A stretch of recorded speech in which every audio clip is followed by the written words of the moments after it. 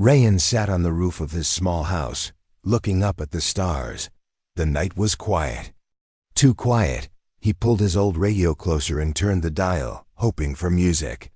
But there was only static. Something felt wrong. His younger sister Lily called from below. "Rayan, come inside. It's cold." "In a minute," he said, eyes still on the sky. Then it happened. A sharp flash cut through the darkness. The stars began to move, not twinkle, but shift like they were alive. Rayan stood up quickly. "What the—" Across the sky, lights blinked, red, blue, green, then orange. One by one, they grew larger, closer, and then he saw its ships, massive. Black shapes blocked the stars, floating silently.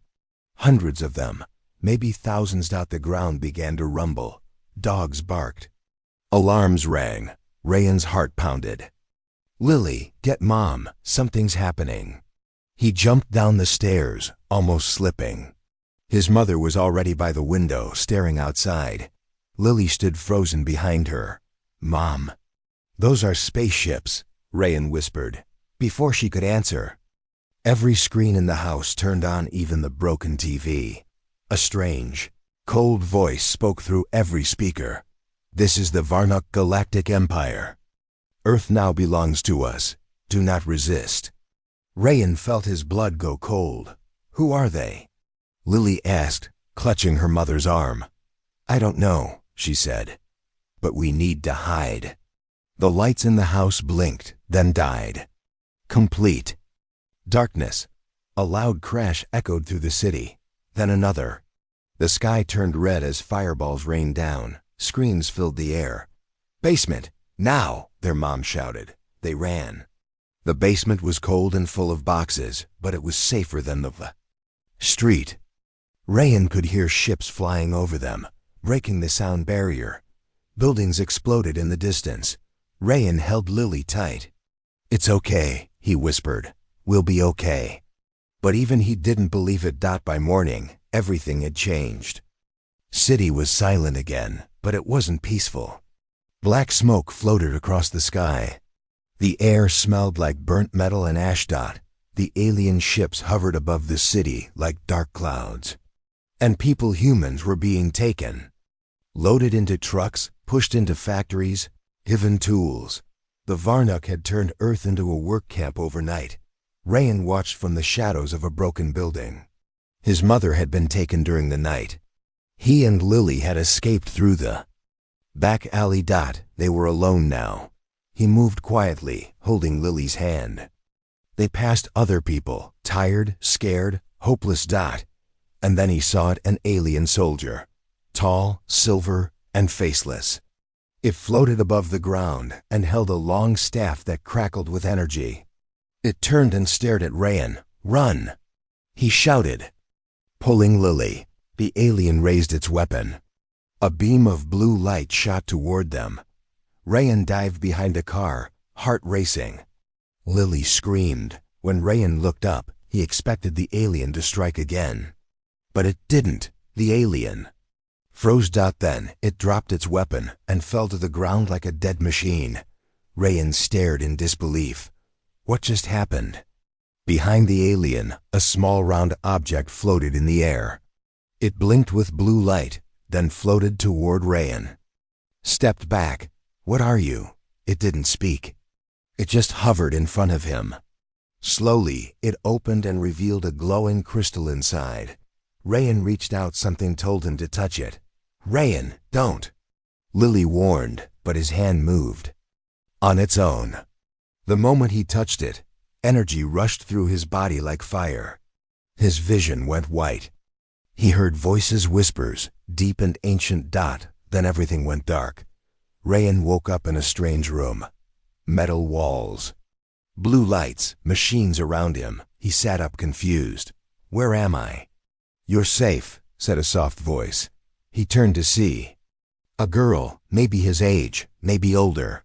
She had short black hair and sharp eyes. "My name's Lana," she said. "I saved you." "Where's Lily?" he asked quickly. "She's safe, sleeping. Don't worry." Rayan stood still, dizzy. "What?" Is this place? This is one of the last human hideouts. We're the Resistance. Resistance? Rayan repeated. She nodded. People who refuse to be slaves. Rayan looked at his hands. They were glowing just a little. What happened to me? He asked. Lana looked serious now. You touched a Varnock core fragment. That shouldn't be possible. Why? Because humans die when they touch it. You didn't. That means you're different. Rayan stepped back. I don't want to be different. You might not have a choice. He looked at her. What do you mean? She picked up a book from a metal table. It was old and dusty. This book was written long ago, before the first Varnock War, she said. It talks about a child of Earth, one who can wake the ash core and burn the sky. Rayan blinked. You think that's me? Lana didn't answer. Instead, she opened a page and showed him a drawing. It was of a boy standing in fire, holding a stone that glowed. Rayan looked at it. It looked like him, he whispered. Why me? Because Earth chose you. Suddenly, alarms rang. Red lights flashed across the room. Lana grabbed a weapon. They found us. Who? Rayan asked, even though he already knew. The Varnock. She opened a secret tunnel. Go, take Lily and run. I'll hold them off. Rayan shook his head. I'm not leaving you. You have to, she shouted. You're the only one who can stop this. He hesitated, then ran. Smoke filled the tunnel. Rayan carried Lily on his back. She was weak, but awake now. Rayan, where are we going? I don't know, he said. Somewhere safe. Behind them, they heard blasts, screams. Lana was fighting, but for how long? They reached the surface and saw more alien ships flying in. But something was different now. Rayan felt stronger. He looked at his hands. They sparked with fire and wind. The air around him was hot. A Varnock soldier flew down in front of them. Rayan stepped forward, holding Lily behind him. The alien raised its staff. Rayan didn't run this time. He raised his hand, and fire burst from his palm. The beam hit the alien's chest. It fell to the ground, melting. Lily gasped. What did you do? Rayan's voice was calm now. I don't know, but I'm starting to understand. More Varnock soldiers appeared, surrounding them. Rayan stood tall. The ground under his feet began to glow. Cracks formed. Smoke rose. The earth was waking up. And so was he. In the distance, a deep voice echoed through the city. The key child has awakened. Bring him to me. Rayan looked up at the largest ship in the sky. It hovered above the clouds like a mountain. He narrowed his eyes. You came to take Earth. But now Earth will take you. He turned to Lily. We're not running anymore. And the sky began to burn again. But this time, not because of the Varnock. This time, it was because of him. The world had changed. Rayan stood on a broken rooftop and looked at the city below. Tall buildings were now black ruins. Smoke covered the sky. Alien ships hovered like dark clouds, watching everything. Every street was full of silence and fear. People no longer walked freely.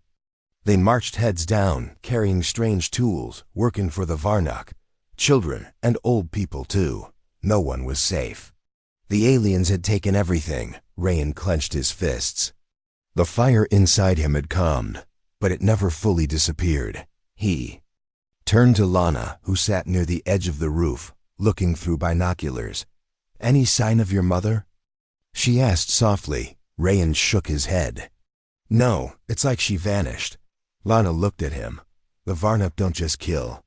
They use people. She's alive somewhere, maybe inside the main tower. Rayan followed her gaze.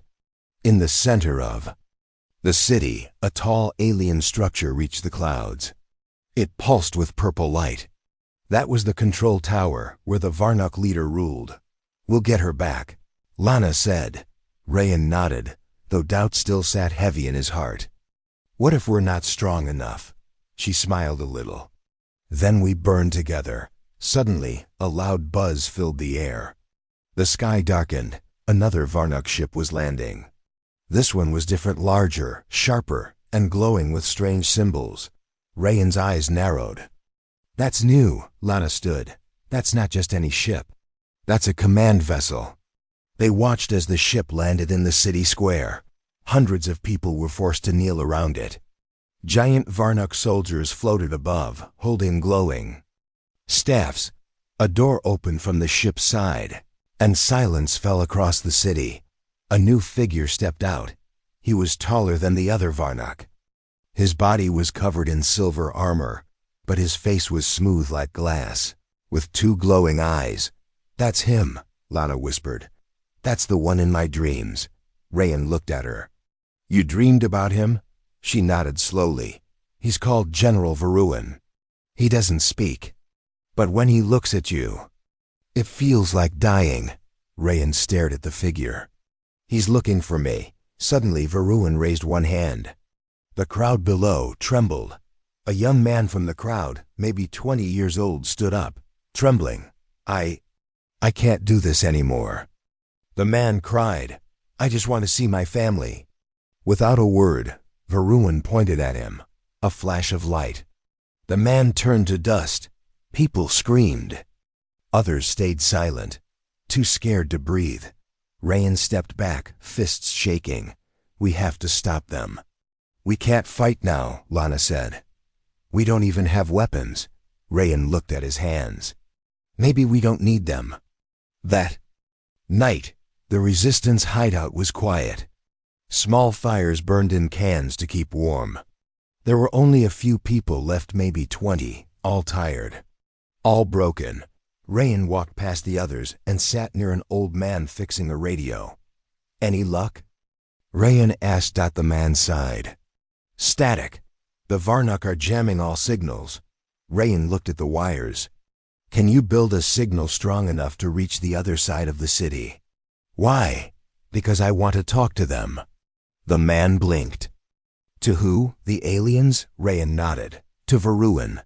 You've lost your mind, the man said. But Rayan's face was calm. Maybe, but he wants me. So let him hear me. By morning, the signal was ready. Rayan stood in front of an old camera. The screen flickered. Lana checked the wires. Are you sure you want to do this? He nodded. If I don't, they'll keep killing. She flipped the switch. Rayan stared at the lens. This is Rayan. I know you're watching. I'm the one who touched the ash core. I'm the one you're hunting. I'm not hiding anymore. Come find me. The signal cut. For a long moment, there was silence. Then the sky turned dark again.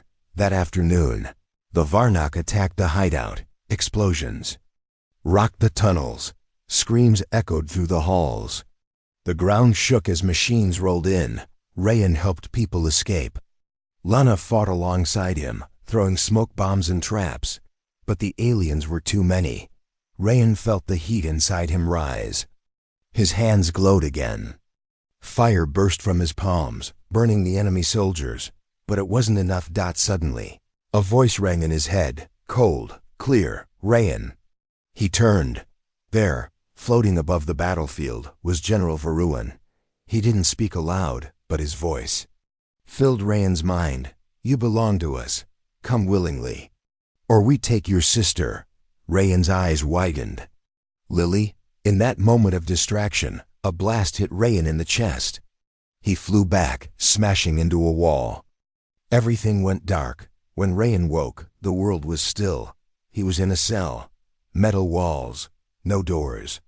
Just silence, then a voice. Hello, Rayan. He turned and saw a woman sitting in the corner. His heart stopped. Mom? She stood slowly. Her face was tired, pale, but alive. I'm here, she said softly. Rayan ran to her and hugged her tight. I thought they took you, he whispered. They did. But I'm fine now. I work for them. He pulled back. What? They let me live because I helped them, she said, eyes full of guilt. They made me build machines. I had no choice. Rayan stepped away, hurt in his eyes. You helped them hurt people.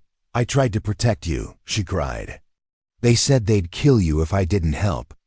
Rayan felt the fire in him rise again. Before he could speak, the walls of the cell turned to glass. Outside, General Varun stood waiting.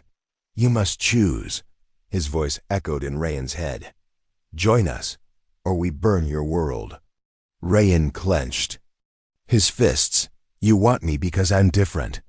Because you're dangerous, Varun replied. But you can be useful.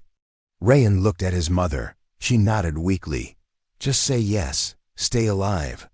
He turned back to Varun. If I join you, what happens to the others? They serve, you lead. Rayan's voice was cold. And if I say no?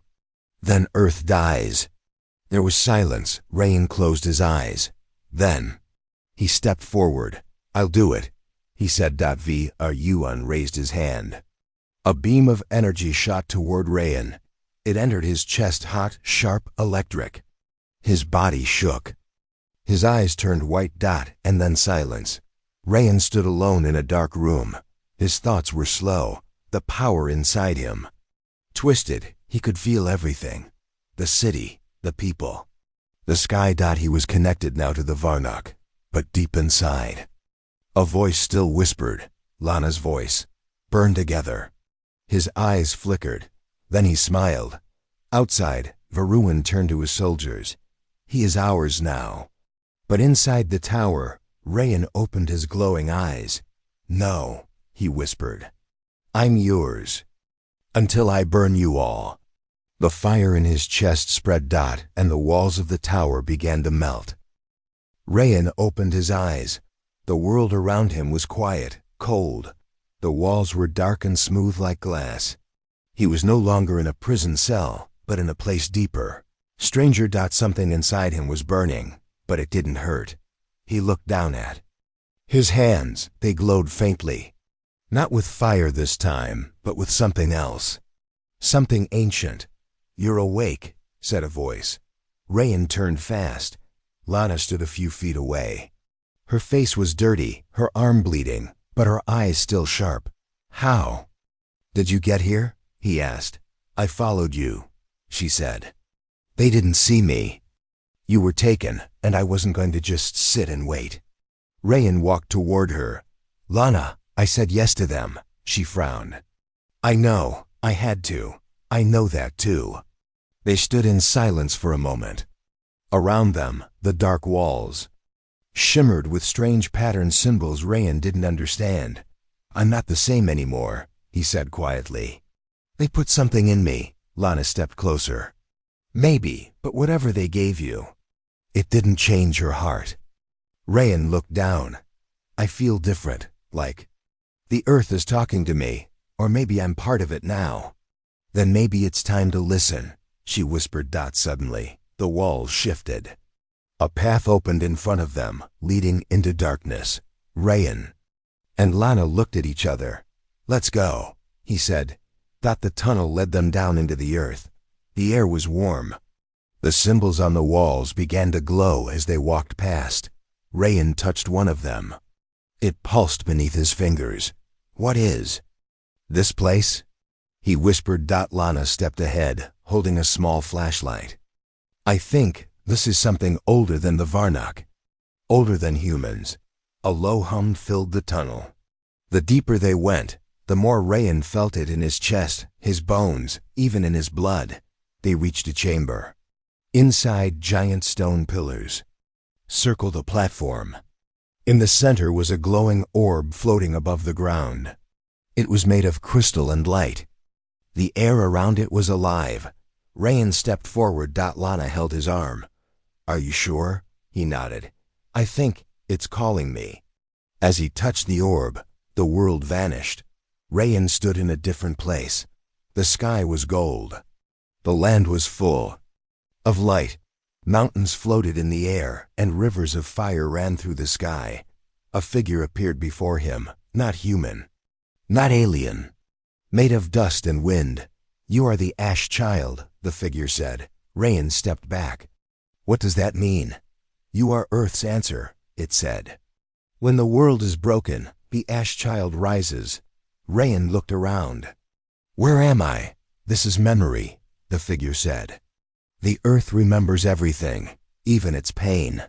He saw Vision's Earth long ago, before cities, before war. Then the arrival of the Varnock, fire, slavery, and one boy like him who burned the sky. You are born from the earth's core, the voice said. Part human, part flame. Rayan shook his head. I'm not a god. No, the figure said, but you are not just a boy either.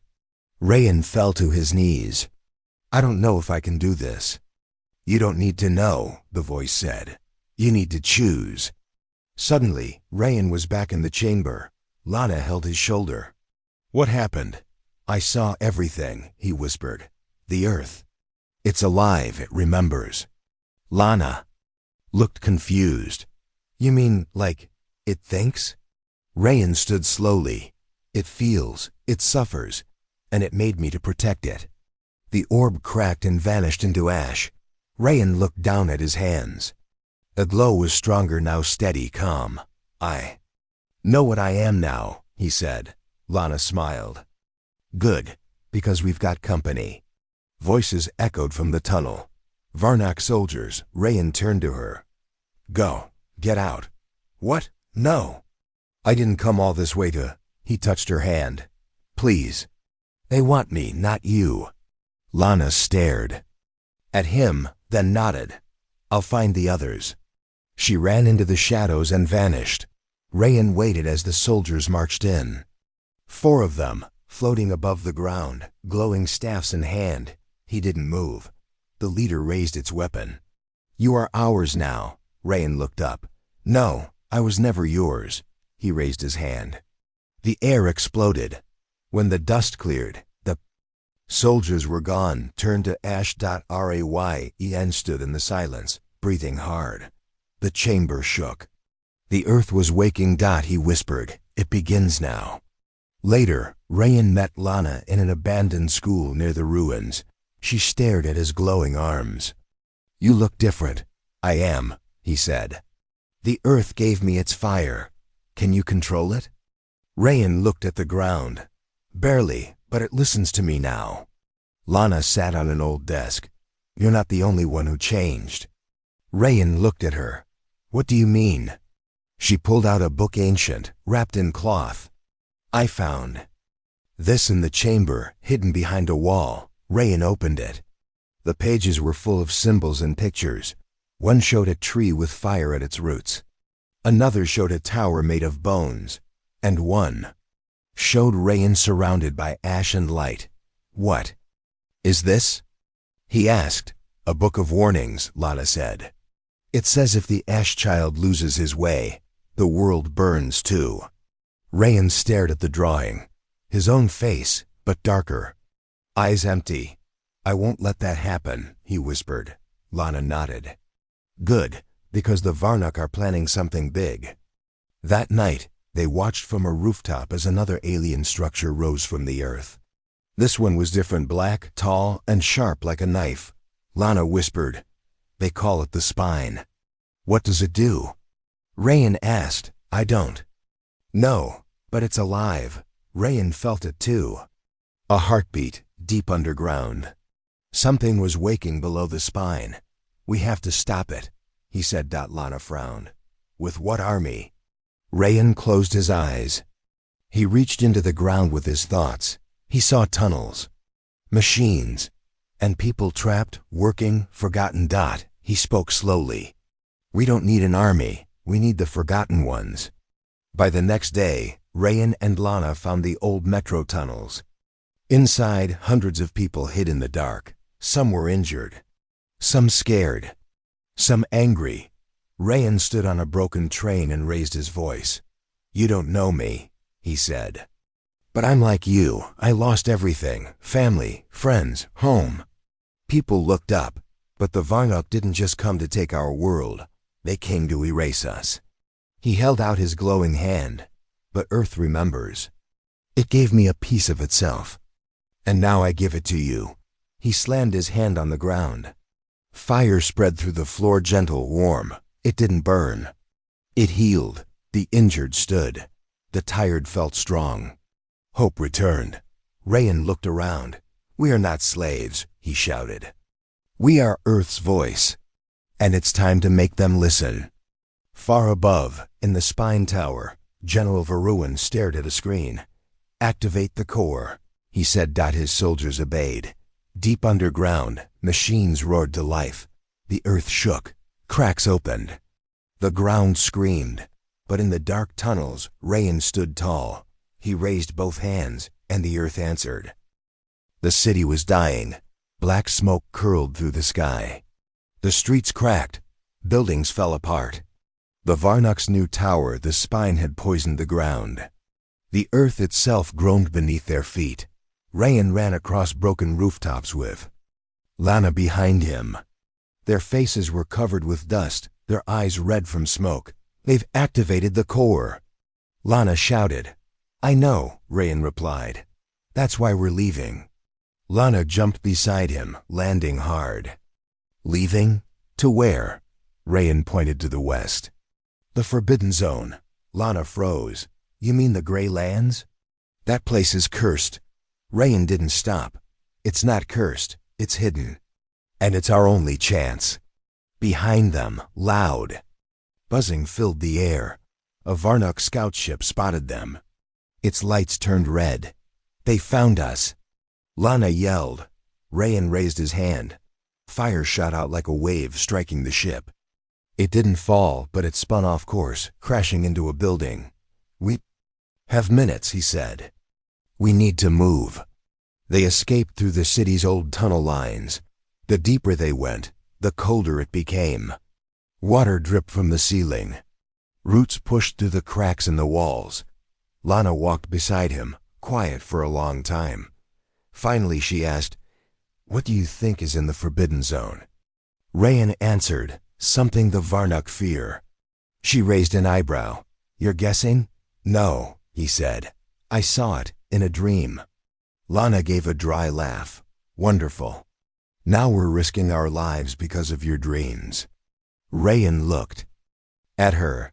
"My dreams told me about the ash core. They led me to the Earth's memory. They haven't been wrong yet." Lana sighed. "All right. But if we meet a giant monster made of smoke, I'm blaming you." After many hours, they reached the outer edge of the city. The air changed. Everything beyond the broken fence looked dead. The sky was gray, the land cracked and dry, no trees, no birds. No sound, only silence. Lana stepped past the fence and shivered. "I hate this already." Rayan followed her, feeling the ground pulse under his feet. But this time, it wasn't pain, it was warning. The earth was afraid. As they moved deeper into the gray wasteland, strange shapes appeared in the distance: statues, broken towers, things that looked human but weren't. Rayan stopped near one. It was a man, or something like a man, turned completely to ash, frozen in time. His face full of pain, his mouth wide like he was screaming. Lana stepped back. "What is this?" Rayan knelt beside the ash figure. "The dust people. You've seen them." "Before, in my visions. They used to live here. Before the Varnak came. Before everything." Lana looked around at the empty land. "So what happened to them?" Rayan stood slowly. "They didn't die. They changed." As night fell, the wind howled across the wasteland. They found shelter in a ruined building with no roof. The stars above were dull, hidden behind a dusty sky. Rayan sat close to the ground, eyes closed. Lana watched him carefully. "You're listening again, aren't you?" "Yes," he said. "The earth speaks loud here, but the voices are different." "Different how?" "Older, sadder." He opened his eyes. Suddenly, a deep voice echoed from the shadows. "You've come late." "Ash child." Rayan jumped to his feet. Lana drew her knife. From the darkness, gray shapes moved. Silent, ash-skinned, glowing eyes. Dozens of them. Rayan didn't attack. He lowered his hands. "You're the dust people," he said. The closest one stepped forward. He was tall, thin, and wore tattered robes. His face was calm, but full of sorrow. "I am the Dust King," he said, "and this is our prison." Lana looked at Rayan. "Prison?" The Dust King nodded. "We burned the sky long ago, trying to fight the Varnok, but we lost control. We burned everything, including ourselves." Rayan stepped forward. "Why? Didn't the earth help you?" "It did," the Dust King said. "It turned us into ash so we could survive. But we can no longer live nor die," Lana whispered. "That's awful." The Dust King turned to Rayan. "You carry its fire now. But fire alone is not enough. You must learn balance." Rayan frowned. "How?" The Dust King raised a hand. From the ground, a small flame rose, gentle, soft, warm. "This is living fire," he said. "Fire that creates instead of destroys." Rayan stared at it. "Take it," the Dust King said. "But know this, if your heart turns dark, this fire will turn on you." Rayan reached forward. The flame floated into his chest. Suddenly, he saw everything, memories of the Dust People, the war, the sacrifice, the loss. He dropped to his knees. Lana grabbed his shoulder. "Rayan?" He looked up, eyes glowing brighter than ever. "I understand now," he said. "The fire isn't for revenge. It's for rebirth." The Dust King smiled. "Good, then you're ready." The ground shook violently. The Dust People looked toward the east. "The spine is waking the dead core," the Dust King said. "You don't have much time," Rayan stood. "Can you help us?" "We are shadows," the Dust King replied.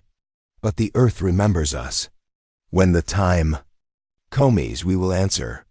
He walked toward Rayan and placed something in his hand, a key made of stone and flame. "This will unlock the earth's heart," he said. "What is that?" Lana asked. "A weapon," the Dust King said. "And a warning, use it only once." The next morning, Rayan and Lana left the Forbidden Zone. The wind behind them carried whispers of thanks. Rayan felt stronger. Not just in power, but in purpose. Lana walked beside him in silence. Then she said, "You've changed." "So have you," she laughed.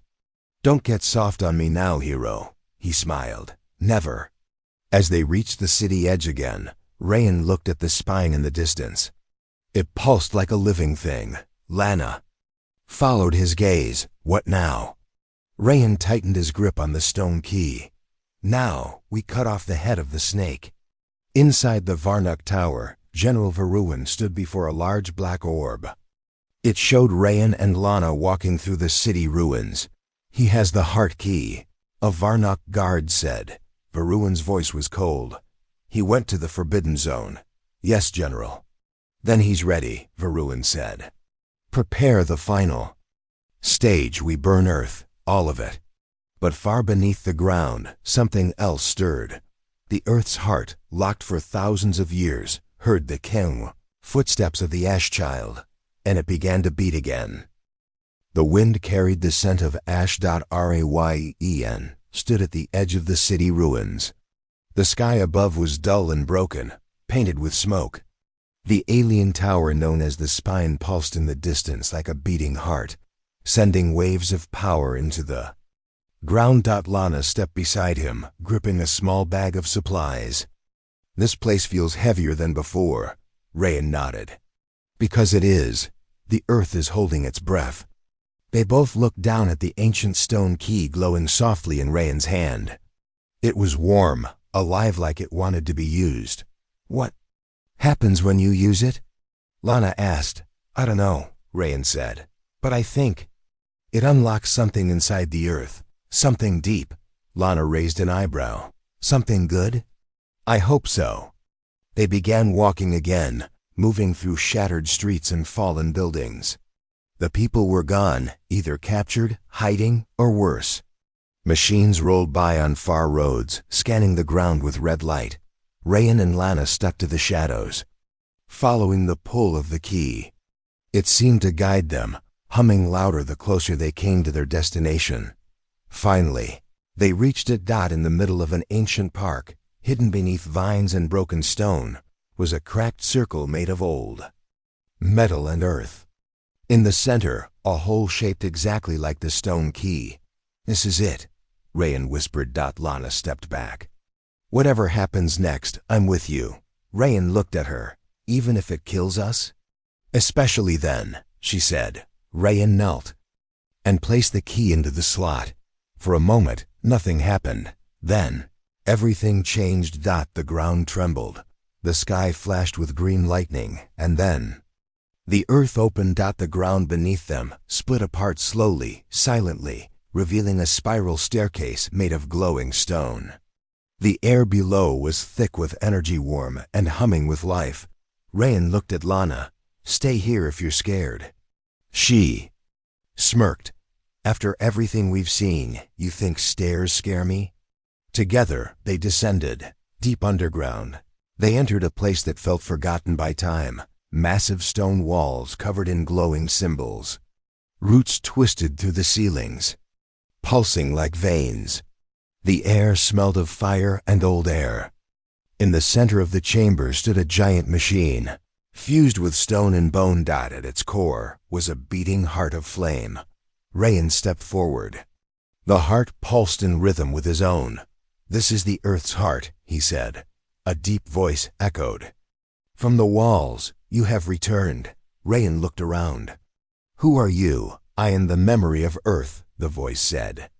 The first fire, the last breath, the soul that waits. Rayan's chest burned. His body glowed with gold and red. Lines, why me? He asked. Why did the Earth choose me? Because you still feel pain, and only those who hurt can protect. Rayan stared into the flame. What do I do now? Accept the gift. Become what you were born to be. Rayan stepped closer. The flames rose. They didn't burn. They welcomed him. He reached out, and the fire wrapped around his hand, then his arm, then his chest, and then he was gone. Lana watched in awe as Rayan floated inside the flame. His body lifted off the ground, surrounded by light and wind. Symbols etched themselves into his skin. Old language, older than time. His eyes opened. They were no longer brown. They were white fire. When he landed, the flame settled inside him. Rayan breathed in slowly. I feel it, he said. The whole world, every tree, every stone, every scream. Lana approached. You okay? Rayan nodded. I'm not just me anymore. You're the Ash Child, she whispered. No, he said. I'm the Earth's wrath. Back above. Ground, alarms blared from the spine. In a control room, General Varun watched Rayan's rise on a glowing screen. The heart has awakened, a Varnak soldier said. Varun's voice was sharp. Prepare the final purge. Burn the world. But General, do it. The ground near the spine opened. Massive drills began to spin. Red energy poured from the tower, poisoning the earth, sending waves of death in all directions. Forests turned black. Rivers boiled, and the earth screamed. Rayan heard it. He dropped to his knees. They've started the purge. Lana looked worried. Can you stop it? I have to try. He placed both hands on the ground. His arms glowed brighter than ever. Come with me, he said. Lana touched his shoulder. Always.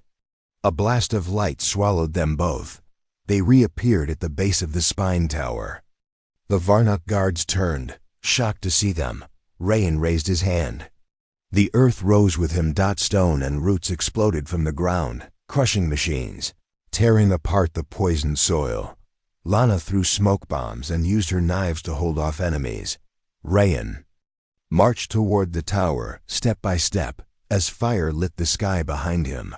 But at the entrance, a figure waited. General Varun. Tall, cold, covered in black armor that shimmered like stars. You have awakened the fire, Varun said. But you cannot control it. Rayan raised his chin. I don't need to control it. I trust it. Varun stepped forward. The fire will betray you. No, Rayan replied. You already did. He attacked. The battle shook the world. Rayan's fire clashed with Varun's dark energy. Each strike exploded with power. Buildings cracked. The sky flashed. Machines burned. Lana fought beside him, protecting his back. But Varun was strong. He knocked Rayan down with a blast of black lightning. "You are still just a child." Rayan looked up, bleeding, breathing hard. "Then you've made a mistake." He touched the ground. From the earth rose the dust people. Hundreds of ash walkers appeared, silent and glowing. The Dust King stepped forward. "You are not alone, Ash Child." Rayan stood again. His fire blazed brighter. Together, they charged. The final battle was chaos. Rayan fought with fire and wind. The Dust People fought with stone and ash. Lana moved like a shadow, striking from every angle, and Varun began to fall. His power weakened. His armor cracked. Rayan raised both hands. "This is for every soul you stole." He released a wave of living fire. It hit Varun and wrapped around him. The alien screamed, not from pain, but from fear. The fire did not kill him. It erased him. The spine crumbled. The drills stopped. The sky began to clear, and the earth sighed in relief. Rayan stood among the ruins, glowing with quiet light. His eyes returned to normal. His arms still held the fire, but now it slept. Lana came to his side. "It's over," he nodded. "For now." The Dust King approached. "The world will need rebuilding. Will you lead?" Rayan looked at the land around him. "No, I will protect. Others will lead." The Dust King bowed. "Then you are ready." One by one, the Dust People vanished into the wind, their duty complete. Lana held Rayan's hand. "What now?" He smiled softly. "Now, we heal." And behind them, green began to grow where ash had fallen. The silence after the war was strange. For the first time in years, the wind felt clean. The sky showed soft colors instead of red lightning. The earth, once poisoned and screaming, was calm. But not at peace. Rayan stood on the ashes of the spine tower. His hands were covered in dirt, his eyes scanning the horizon. Lana sat nearby, sharpening her knife. "They're not gone," she said. Rayan nodded. "No, Varun is gone. But the Varnok Empire still watches from the sky." "Then we hit them first," she replied. Rayan shook his head. "Earth must decide what comes next. Not us." Suddenly the ground trembled. A low hum rose from deep underground. Rayan knelt and placed his hand on the soil. "Something's moving." Lana jumped to her feet. "More drills?" "No," Rayan said. "This is older." He closed his eyes and listened. "It's Earth." Beneath the surface, deep in the ancient veins of the world, the living fire Rayan had awakened began to spread. It moved through old roots, across mountains, under oceans. It touched sleeping forests and dry deserts. It called to everything connected to the planet, and they answered. The Earth was no longer hiding. It was rising. The next morning, people came out of hiding, survivors from the broken cities, children who'd never seen sunlight without smoke, farmers, builders, old warriors. They came to the place where the tower fell. They came to Rayan. "You destroyed the spine," one old man said. "You carry the fire." Rayan looked around nervously. "I didn't do it alone." But they still stared at him like he was something more than human. Lana whispered. "They think you're their leader." Rayan frowned. "I'm not a king." "You're not," she said. "You're a symbol." He turned away. "Symbols get people killed." That night, while most slept, a small boy came to Rayan. He was holding a flower rare, bright and golden. Rayan bent down. "Where did you find this?" "It grew where the spine fell," the boy said. "It wasn't there before." Rayan held the flower gently. "The earth is healing." The boy looked serious. "But they'll come back, won't they?" Rayan nodded. "Yes. Then will Earth fight too?" Rayan stood up slowly. "Yes," he whispered. "This time it will." The stars above began to shift. From far away, A dark shadow moved across the galaxy. Varnok's ships, hundreds of them heading for Earth. Inside the lead ship, a tall figure stood in silence. She was called the Empress of Dust. Cold eyes, silver armor. Her voice, when it spoke, made metal shiver. "They woke the heart," she said. A servant bowed. "Yes, Empress. The Ash Child used the core fire. He destroyed General Varun." The Empress stared at the map of Earth. "Then we burned the world clean." Rayan felt it before anyone else. He sat by a river that had just turned blue again. Birds chirped around him. Grass grew beneath his feet. Then pain. His chest burned. He stood up, holding the stone key in his hand. It glowed red. Lana came running. "What is it?" "They're coming," Rayan said. "The real army, the ones who sent Varun." Lana looked at the sky. "How long do we have?" Rayan closed his eyes. 3 days.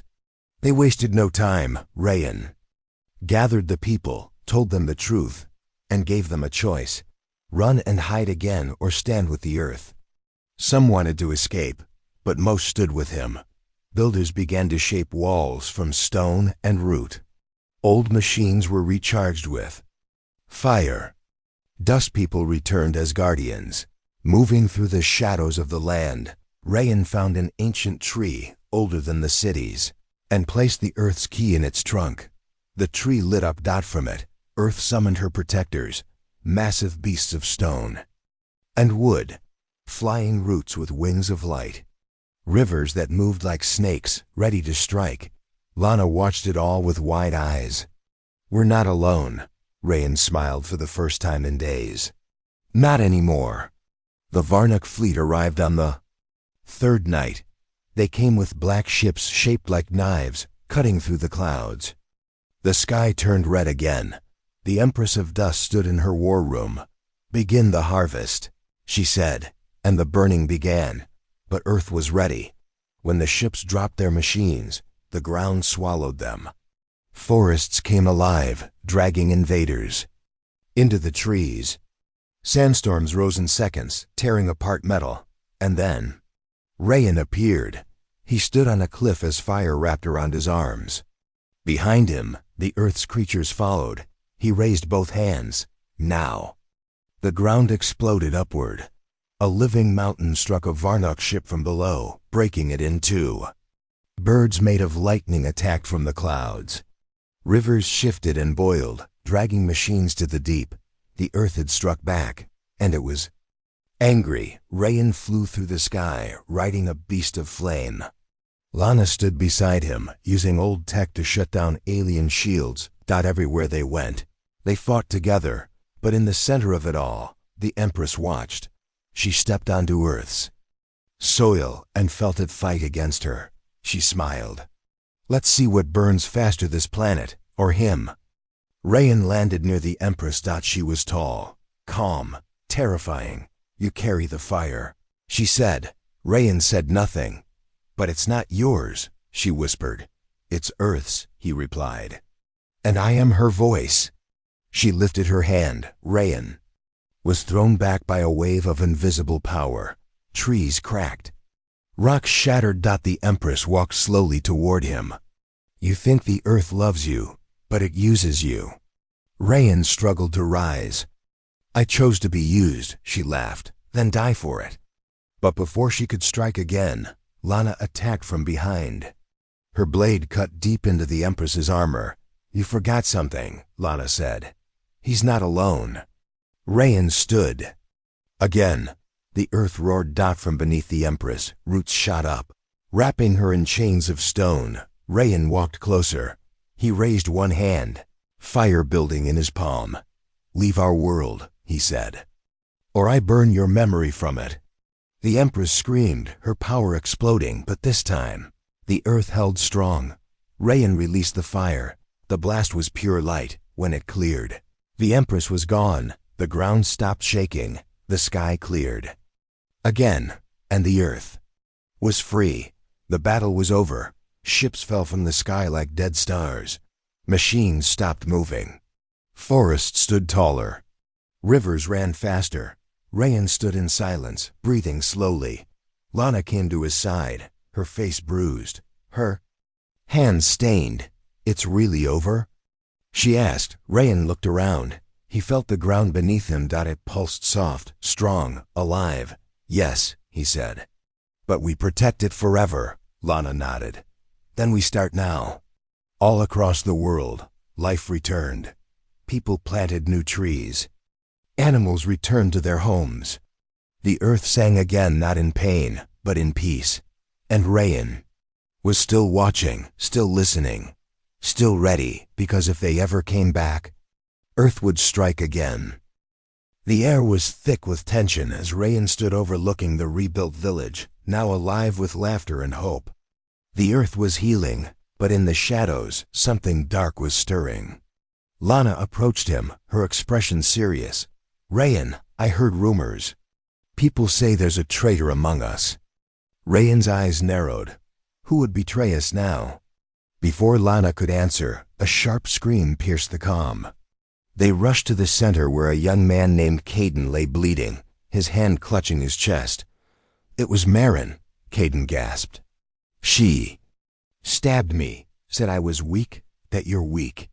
Marin was one of their trusted fighters, known for her strength and loyalty. Rayan felt disbelief twist in his gut. "Why?" he asked. Lana shook her head.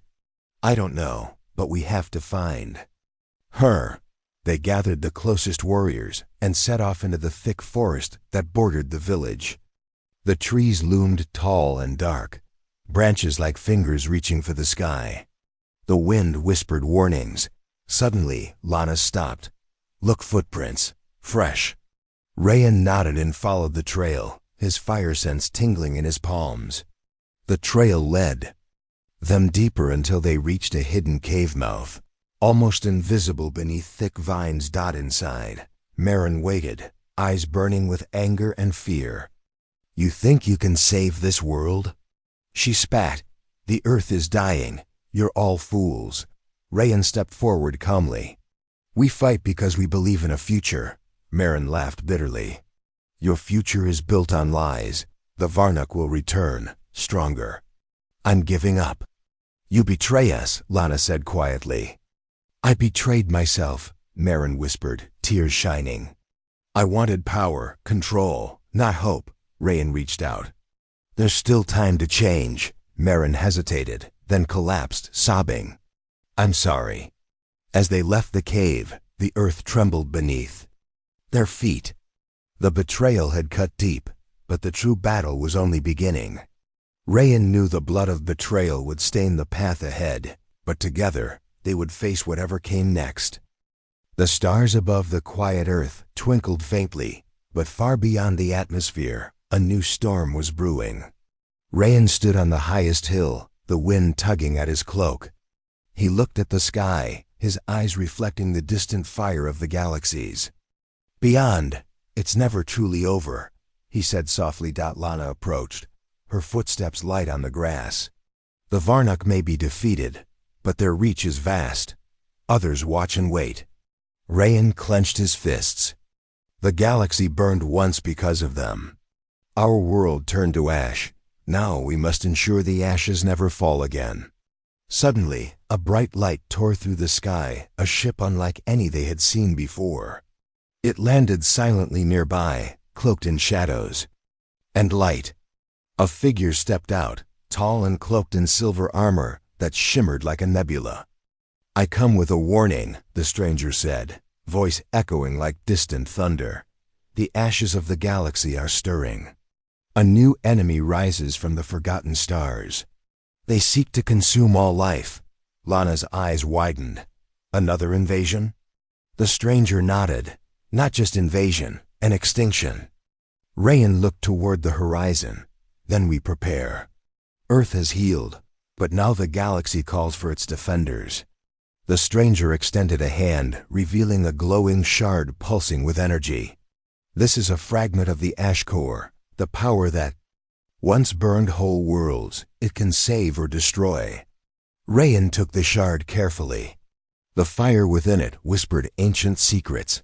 Lana whispered, "This power, it's a gift, but also a curse. Rayan nodded. We've seen that before. He turned to the villagers gathering below. This is our new fight, for Earth, for the galaxy. From the ashes we will rise stronger. As the twin moons rose, Rayan raised the shard high. Flames of blue and gold erupted from it, lighting the night. Sky like a beacon. The Earth was no longer just a planet. It was a symbol, a flame against the dark, and the galaxy would remember.